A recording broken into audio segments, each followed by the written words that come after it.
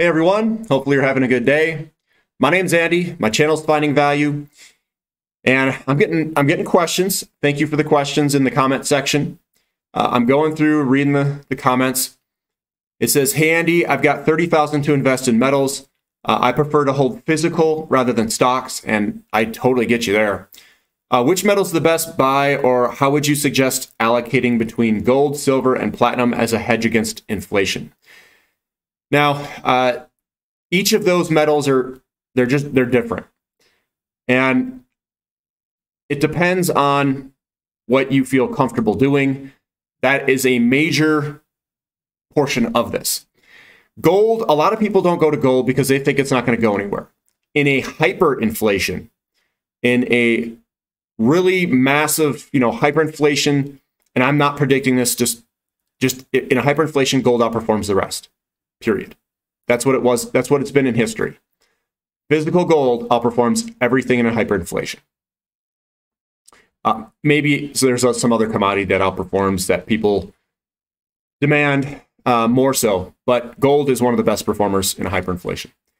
Silver gets outperformed when you talk about hyperinflation. The play on silver is its utility. Silver is used everywhere. And I think that we are going to run into shortages or deficits of silver, which is going to drive the price up immensely. We've had massive inventories dating all the way back. And over time, we've been drawing down these inventories. We've been drawing them down lower, lower, lower, and lower. So the inventory is going away. The price is starting to move up.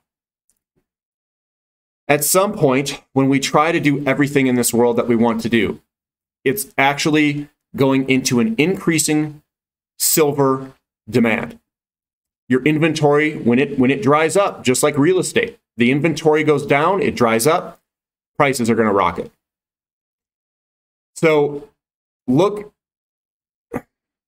if you want to play the utility play, silver is the number 2 commodity in the world. It provides a ton of utility to humans. I don't think we can go to a world that we want to go to without massive increases in silver, and I don't think the silver is necessarily there in the quantities that we want to consume it per year. I think prices are going to go way higher to turn on way more mines at much lower grades. And I don't know even then if we'll have enough silver. We'll just continue to go higher and higher and try to probably design in other materials into these products. Problem is, the other materials are going to go way up too. So I think physical silver is a great way to play the industrial demand for products and services. I think it's going to be absolutely fantastic. Now, platinum has a history of doing very well under inflationary environments. I'm not talking hyperinflation. I'm talking high inflation, like 1970s. Platinum did incredibly well. It didn't do as well as gold in some of these scenarios, but it does incredibly well. Now, if you look at platinum as its utility to society, and you look at the demand for platinum in products, we have been increasing platinum use quite dramatically. It's been 5% a year looking backwards. Looking forwards, that could move dramatically higher, dramatically. It's used in all sorts of things. It's in medical uses that go inside humans for putting things together like screws, nails, whatever it may be. They're all made out of platinum that goes inside the body. Very strong, very resistant to the body and does not interact with the body. It is one of the toughest metals that there is. Super high melting point. And let's just say, I'll give a scenario here, all right? Platinum's used in auto catalysts, catalytic converters. It can be used in diesels, and diesels went way down during the Volkswagen scandal. That's why platinum pulled back. And it also can be used in gasoline engines. Palladium, so platinum is a substitute to palladium when palladium's at this price. I don't see how platinum stays under $2,000 an ounce if rhodium and platinum stay elevated, or rhodium and palladium stay elevated. In the new world, we want to hit up a whole bunch of batteries for electric vehicles. If those minerals are not in copious amounts, if we struggle to find minerals for batteries and we can't build batteries, the next alternative to store electricity, because we don't know how to store electricity very well, I think the next storage plan could be hydrogen. And in a hydrogen economy, the fuel cells use platinum. And they're using it in smaller quantities, which is great because then platinum can go up higher in price and have a smaller effect per unit on the car. So you want a small amount of platinum in all these cars if we go to a hydrogen economy in their fuel cells. And I think platinum's going to the demand's just going to rocket. So any way you go, if you invest in the today format, today, if renewables don't work out, demand for platinum goes up and silver. They both go up. In a renewable world where, let's just say, there's less auto catalysts, but more hydrogen cars, and there's less ICE, internal combustion engines and more electric vehicles, the demand for silver rockets higher and the demand for platinum goes higher. So I think what's going to happen is internal combustion demand goes up and electric vehicle demand goes up. So third world countries who don't have the grid are going to buy a bunch of internal combustion engines or hybrids. And in the more developed countries, they're going to put in some sort of policies or whatever that force manufacturers to do electric vehicles. If that's the case, you win with silver, you win with platinum. And I own a bunch of both of them. Gold is your inflation hedge, your biggest inflation hedge against really bad inflation. I own all of them.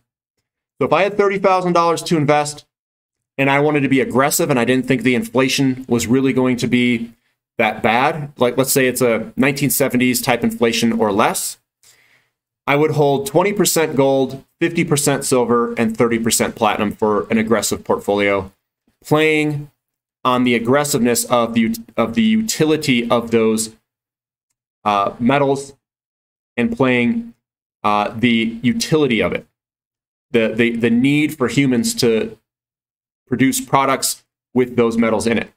Now, if I just thought, nope, inflation's coming, it's a hyperinflation, I would do more of a hold of 50% gold, 25% silver, 25% platinum, something on the lines of that. Also, if you're looking at these three metals and you're saying, well, I can't really get rid of platinum very easily, then I would put that platinum into silver. So I would do a 50% gold, 50% silver, or 20% gold, 80% silver if you want to be more aggressive. Now, keep in mind, silver is a volatile metal.